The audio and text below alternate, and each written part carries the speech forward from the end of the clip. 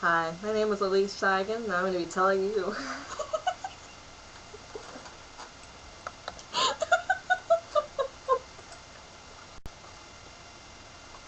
Hi.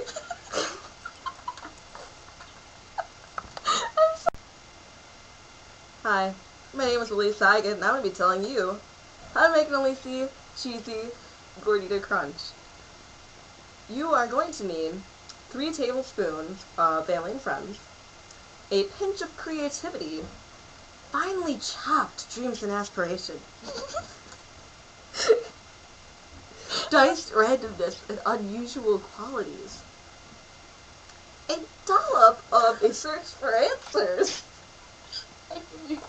a dash of spontaneousness, a tablespoon of a warped sense of humor, and 2 shells covered in cynicism, awkwardness, and sarcasm.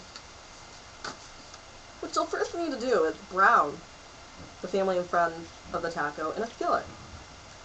You're going to season each loved one with a different spice of creativity.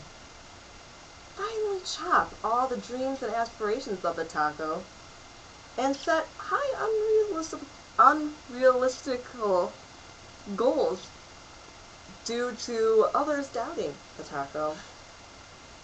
Dice randomness and unusual, strange qualities occurring both consciously and subconsciously due to the taco's sleeping disorder. Blend together the search for spiritual enlightenment and demand for truthful answers. Add a dash of spontaneous, but not too much, because you don't want to send the taco in a downward spiral. Roughly grate a warped sense of humor that you'll sprinkle later, gingerly, upon the finished taco. Add ingredients in the shell in the order in which they were prepared, very important. The shell is going to hold both the ingredients together and hold them back. But if the shell breaks, it's going to be a big mess. And then you're going to want to coat the inside of the new shell with sarcasm, cynicism, and awkwardness, wrapping it around the existing shell for an extra source of protection, and that's how you do it. Alright, thanks. Finally chop all of the taco's dreams and aspirations while setting high unrealistic goals due to everyone else's doubts of the taco.